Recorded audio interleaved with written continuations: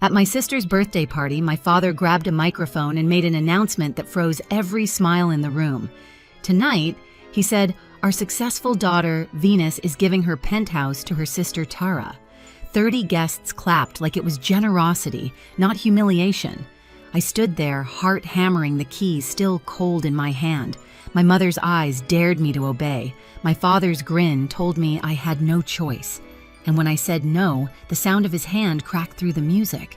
My earring hit the marble floor and rolled away. That slap shattered everything, including whatever bond we still had left. The night had started like any other Carter family celebration, loud, polished, and painfully rehearsed. The house gleamed under chandeliers, the marble floors catching reflections of gold dresses and half-finished wine glasses. A string quartet played near the windows overlooking Atlanta's skyline. From the outside, it was perfect. Inside it, felt like a stage where I never got the right lines. 2 hours before that slap, I'd arrived with a bottle of vintage wine and a polite smile. My mother barely looked up. "Oh, good, Venus, just put it on the bar," she said, fussing over the dessert table where my sister Tara stood, surrounded by friends. Tara laughed loud, the kind of laugh that filled a room and demanded attention. Her fiancé Ethan leaned in to whisper something, and she swatted his arm playfully, her diamond bracelet catching the light. "You look tired," Mom added without turning around. "You work too much."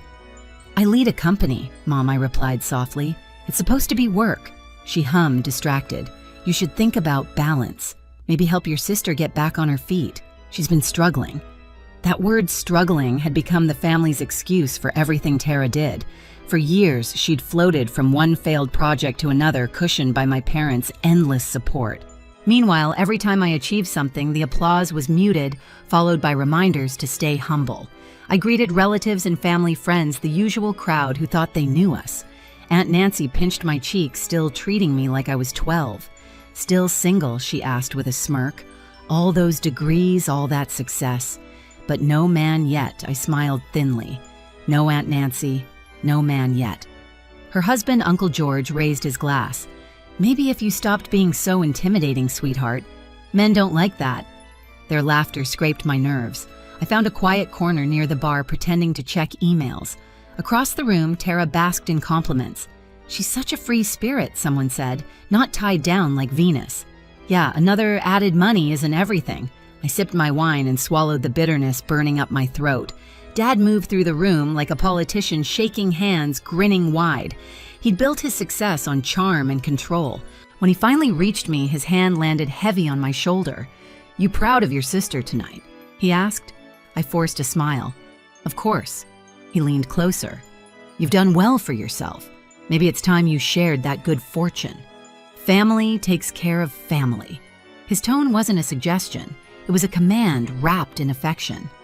I nodded, pretending to listen as he walked away to refill his drink. My pulse quickened.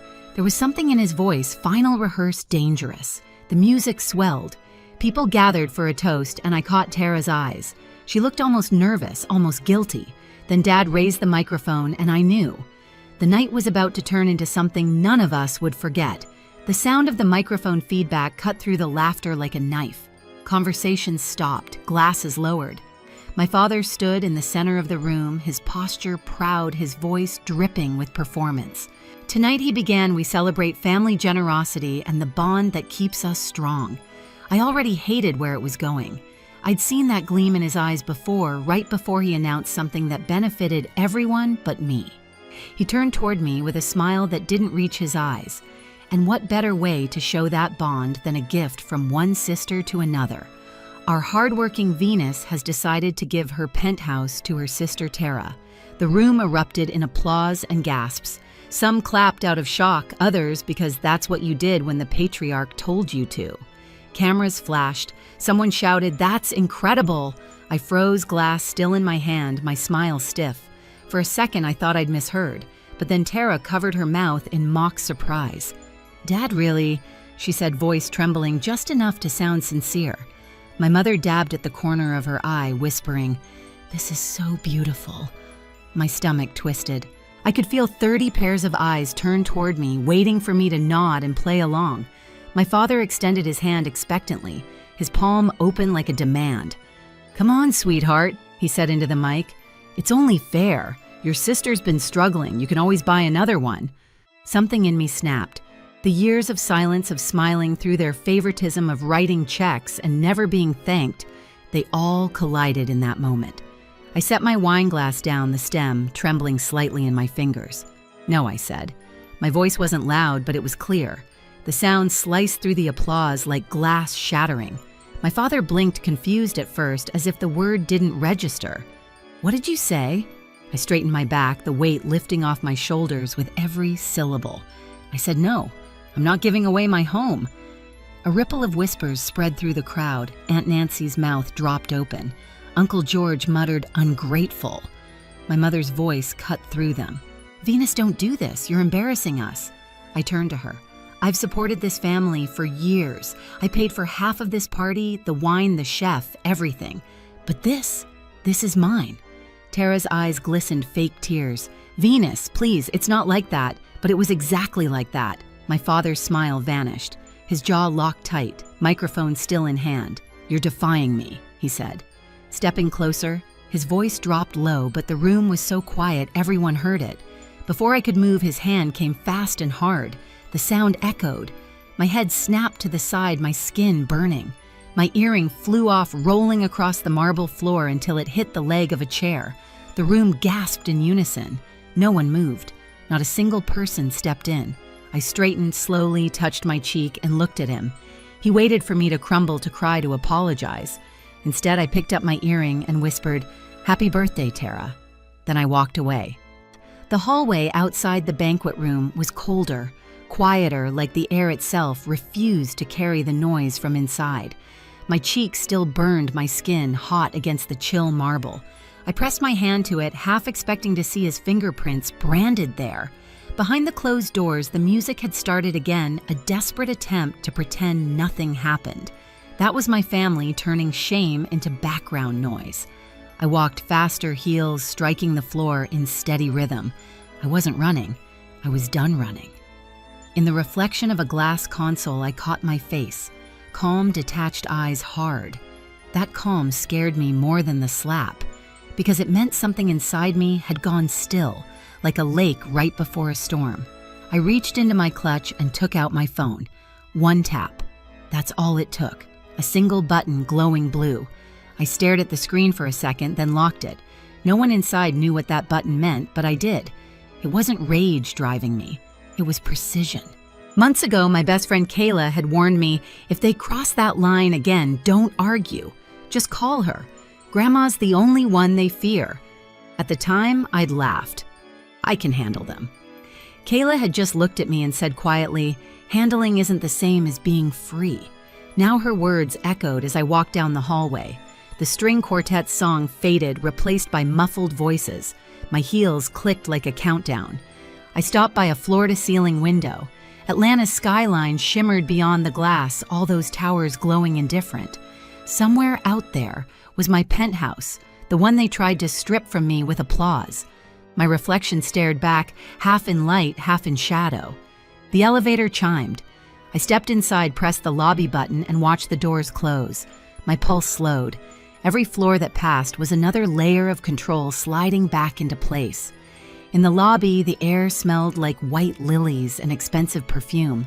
I leaned against the marble wall and exhaled for the first time. A text buzzed on my screen. "On my way." I typed one word back. Then I turned my phone face down, slipped it back into my clutch, and walked toward the glass doors. Outside, the summer night was still warm, but I felt nothing.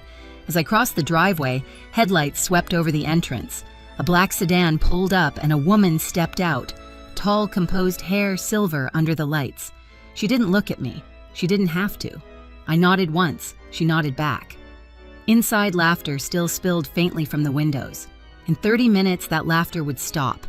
And when it did, everyone in that room would finally understand what happens when you try to humiliate the wrong daughter. The quartet was still playing when the doors opened, but every note felt hollow. The woman in silver hair walked in heels, clicking like a countdown. Conversations froze mid-sentence. "Daniel Carter," she said evenly. "Explain why you laid a hand on your daughter." My father lowered the microphone, color draining from his face. "Mother?" It's not what you think." "Then tell me what I should think," Margaret replied. Her cane struck the floor once. "You humiliated Venus. You demanded her home like she was an ATM." Her eyes swept the guests, and every one of you applauded. The silence that followed was heavy. Even the quartet stopped. My mother stammered, "Mom, please, it was a misunderstanding." "Be careful with that word," Margaret said. "You've used it to justify cruelty for years." My father straightened his tie. "It was family business." She overreacted. I stepped out from the doorway. I said, "No," I told him. "That's not overreacting. That's setting a boundary." Margaret turned toward me but didn't interrupt.